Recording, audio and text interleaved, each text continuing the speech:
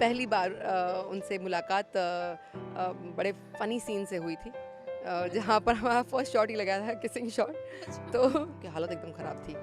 तो जब मतलब हम लोग शॉट देने जा रहे थे तो उनके हाथ ऐसे काँप रहे थे और बार बार वो रीटेक पे रीटेक करे जा रहे थे। तो मैंने कहा कुछ प्रॉब्लम है? तो बोले नहीं, हमने ये सब कभी किया नहीं है।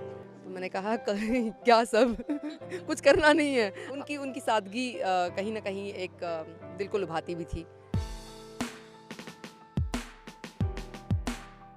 पहली फिल्म मेरी थी बैरी पिया। मुझे सैया से सोरो सिंगार, रवि किशन जी और नगमा जी के साथ में कॉन्टिलो फिल्म्स की फिल्म मिली। और थर्ड फिल्म जो मेरी थी वो थी निरहुआ रिक्शा वाला, जो अंक मीडिया की फिल्म थी। और जब निरहुआ रिक्शा वाला मैंने कंप्लीट की तब तक ऑलमोस्ट इसकी खुशबू फैल चुकी थी इंडस्ट्री में कि okay, there is an actress जो नई है और काफ़ी अच्छा काम की है। और भगवान की कृपा से और हमारे ऑडियंस के प्यार की वजह से उस फिल्म ने काफ़ी अच्छा नाम किया। काफ़ी महीनों तक वो पिक्चर थिएटर से उतरी भी नहीं और उसके बाद में दिनेश जी की और मेरी जोड़ी काफ़ी पसंद की गई। उसके बाद में जितनी फिल्में मिली हैं वो कैसे कहीं तोरा से प्यार हो गई, निरहुआ चलल ससुराल, निरहुआ रिक्शा वाला, निरहुआ टांगा वाला बनी नहीं बट वो भी फिल्म बनने में थी, निरहुआ नंबर 1, निरहुआ के जितनी भी नाम की फिल्में थी वो सब ऑलमोस्ट मुझे करने का मौका मिला। I was part of those film, so I was very lucky. Audience ने सबसे ज़्यादा आपकी जोड़ी निरहुआ जी के साथ पसंद की, क्योंकि शुरुआत में आपने बहुत सारी फिल्में बैक टू बैक की। यहाँ तक कि अभी भी ऐसा माना जाता है कि निरहुआ जी तब गांव से आए थे, उनको संवारने में बहुत हद तक पाखी हेगड़े का हाथ था, क्योंकि वो बहुत सिंपल से गांव से, टैलेंटेड थे, गायक अच्छे थे, आर्टिस्ट अच्छे थे, लेकिन फिर भी बहुत सिंपल थे। तो उनको संवारने में सबसे बड़ा हाथ पाके थे। इसमें कितनी सच्चाई है? मैं मानती हूँ कि देखिए हर आर्टिस्ट का अपना एक फ्लेवर होता है और वो बहुत मेहनती थे और बातों को सुनते थे अच्छे से। मैंने कुछ उनके लिए बहुत special out of the way ऐसा कुछ भी नहीं किया है। मैं यही मानती हूँ कि मैंने कोशिश ज़रूर की, क्योंकि मैंने देखा उनके अंदर प्रतिभा थी और मैं जब भी कुछ बोलती थी वो बड़ा ध्यान से उस चीज़ को सुनते थे और पूछते भी थे कि मुझे ये करना है तो ये कैसे करूँ, क्योंकि वो सिंगिंग में बहुत अच्छे थे, भोजपुरी बोलने में बहुत उनका हथकंडा अच्छा था, मेरा उसमें नहीं था। वेरएज मेरी तरफ से मतलब उनको कंट्रीब्यूशन ये मिलता था कि मैंने उनको कहा कि आप मुझे भोजपुरी सिखाइए। तो ये सिर्फ वो नहीं, मतलब मनोज टाइगर चचुआ भी थे हमारे साथ में, हमारी पूरी टीम होती थी और हम लोग साथ में बैठ के खूब गप्पे लड़ाते थे। तो शॉट के बाद में हम डिस्कशन करते थे स्क्रिप्ट के ऊपर और फिर बोलते थे कि अगर मैं उनको फ़ाइन लगा देती थी कि अगर इंग्लिश में बात नहीं करेंगे तो फ़ाइन, आपके ऊपर 500 रुपये का फ़ाइन का कलेक्शन हो जाता था। तो चचुआ से बहुत फ़ाइन मैंने कलेक्ट किया। दिनेश जी डर के मारे थोड़ा बराबर से बोल लेते थे कि फ़ाइन देना पड़ जाएगा।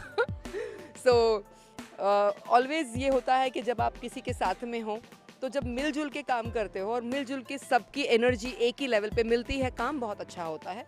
ऑफ कोर्स मुंबई में पले बड़े हैं तो क्लोथिंग सेंस और ये सब के टिप्स वो हमसे लेते थे और उनको अच्छा भी लगता था और मुझे अच्छा लगता था कि okay, it's a good help, why not. जब आपको निरहुआ रिक्शा वाला का ऑफर मिला था तो उससे पहले आप निरहुआ जी को जानती थी? मैं उनको जानती नहीं थी। इनफैक्ट निरहुआ रिक्शा वाला का ऑफ़र मिला तो मुझे ये भी खबर आई थी कि निरहुआ रिक्शा वाला में कोई डुप्लीकेट निरहुआ काम करने वाले हैं, ऑल दैट, बहुत सारी मिक्स्ड फीलिंग्स। निरहुआ रिक्शा वाला फाइनली साइन करने के 6 महीने पहले मुझे ऑफ़र हुई थी और मैंने मना कर दिया था फॉर सम रीजंस। मैं फाइनली सेट पे पहुंची और जैसे जैसे मैं फिल्म देखती गई मैं बहुत इंटरेस्टेड हो गई, क्योंकि स्क्रिप्ट काफ़ी इंटरेस्टिंग नो डाउट थी ही। उसमें कुछ एक कशिश ज़रूर थी और वहाँ से एक अच्छी टीम भी बनी हमारी। उसके बाद में सेट पे या पहली बार निरहुआ जी से मिली? हाँ जी, पहली बार उनसे मुलाकात बड़े फ़नी सीन से हुई थी, जहाँ पर हमारा फर्स्ट शॉट ही लगाया था किसिंग शॉट। तो उनको बताया गया था कि okay, you have to be like doing the real kissing shot kinds, and उनकी हालत एकदम ख़राब थी। तो जब मतलब हम लोग शॉट देने जा रहे थे तो उनके हाथ ऐसे काँप रहे थे और बार बार वो रीटेक पे रीटेक करे जा रहे थे। तो मैंने कहा कुछ प्रॉब्लम है? तो बोले नहीं, हमने ये सब कभी किया नहीं है। तो मैंने कहा क्या सब कुछ करना नहीं है, आपको खाली ऐसे करके टर्न करना है। बोले सच में? हमको तो नहीं बताया ऐसा, हमको तो बताया है।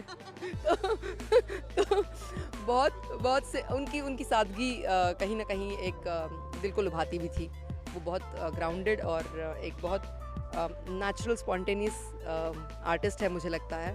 एंड उसी की वजह से जो भी मैं मतलब देखती हूँ उनके अंदर ग्रोथ है, बिकॉज वो डाउन टू अर्थ रहते हैं, हर चीज़ को सीखने के लिए तैयार रहते हैं। हर बार कोई भी नई चीज़ अगर उनके सामने दी जाए तो कभी ना नहीं बोलेंगे, बोलेंगे कि हम करेंगे इसको। तो ट्राई करना ही बहुत इंसान को ज़रूरी होता है। इंसान गिव अप कर दे तो फिर देन इट्स डन। शायद यही वजह है कि आज भी आप दोनों की दोस्ती बरकरार है। Of course yes, of course yes.